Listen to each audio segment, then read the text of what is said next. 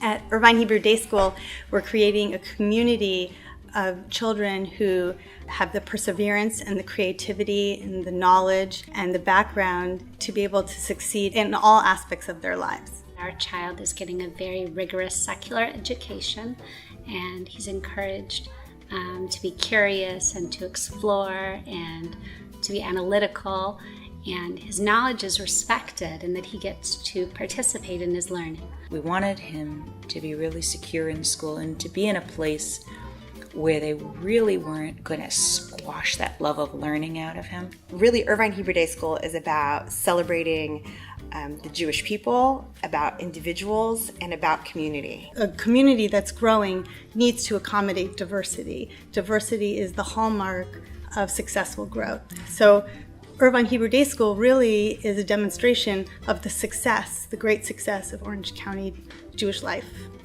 Even if you're not religious or observant, you still might want to have Jewish education for your kids.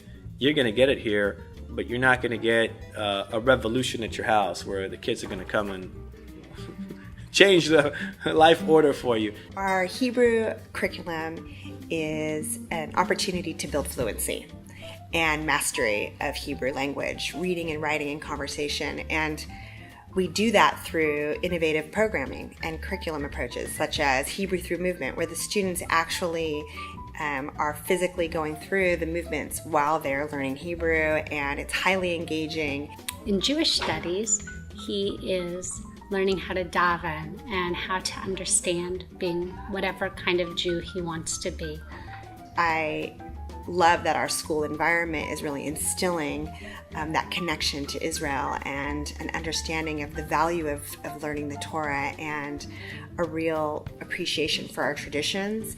And we see that every week as the whole curriculum culminates in this incredible Shabbat celebration.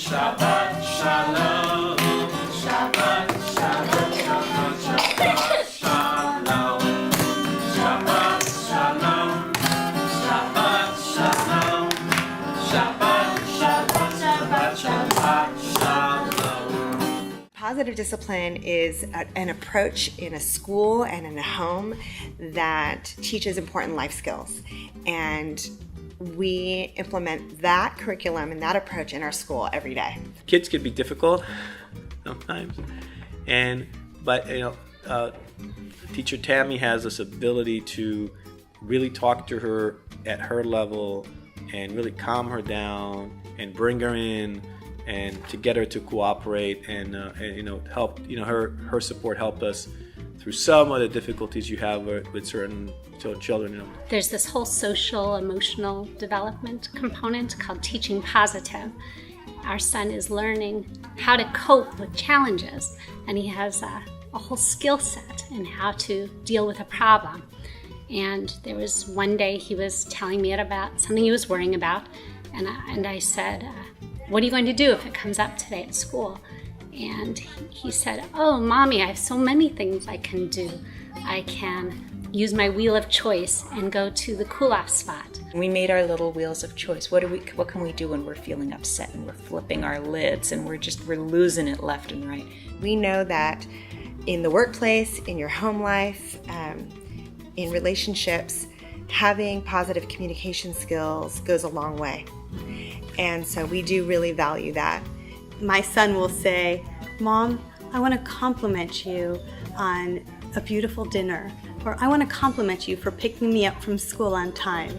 They learn to appreciate all of the things that our children normally take for granted. It's because they practice this during the day, and it just becomes part of their natural vocabulary. We start the day with a classroom meeting where they share their thoughts and feelings about how they feel, and with that is an opportunity for them to solve problems together as a classroom community.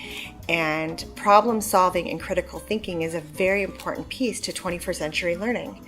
Yeah, didactic teaching is anywhere is everywhere. You don't need a special environment for that.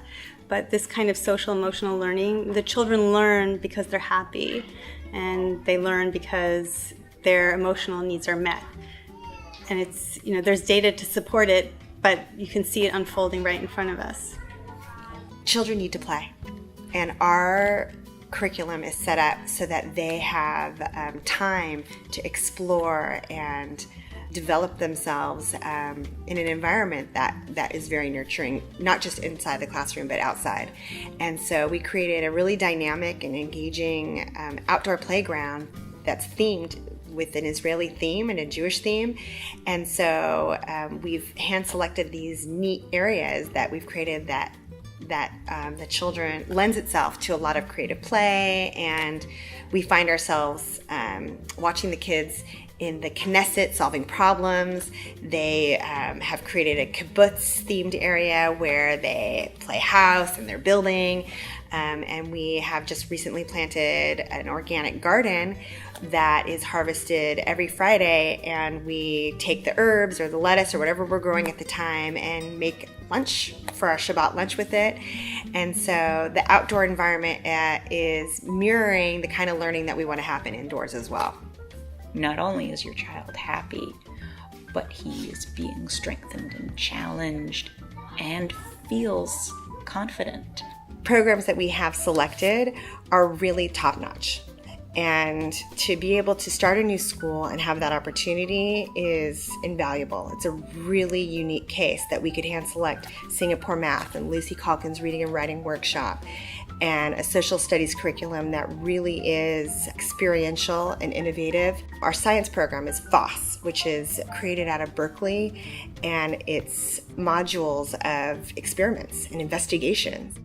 One of the important components also is this parent partnership that we have, and we believe that parents have a critical role in supporting their child's success, and we work as hard as they do and vice versa.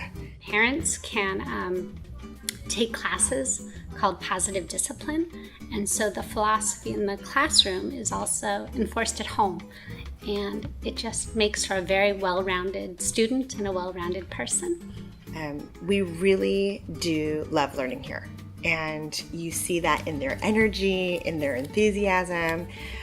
You feel it in their participation in their activities, and we all feed off of each other as educators and students in this environment together. So for our family and this particular child, the small classroom was a concern for us because he's incredibly social and probably has more friends than we do. Like, he just knows a lot of people, and originally I was worried that a small classroom, that we wouldn't want to send him if the class size was small, and I am glad we sent him anyway. He has been completely socially fulfilled. He has very deep relationships with his friends and his teachers, and has a really a really deep, meaningful part of the education process that you can't have in a huge classroom. So I feel that, when people look at how, what do you want for your child? You want them to love learning. You want them to feel good about themselves as a human being. You want them to be a positive member of their community and hold their traditions, these incredible traditions that have been handed down to us for thousands of years. We want to continue that. The material they're going to learn here, the values they're going to learn here, the teaching staff, the financial side of it, which I think is rather affordable compared to some other schools. So I definitely think that the whole package is very compelling. The only thing that we need now is for the school to grow so that he and other students will have even more opportunities.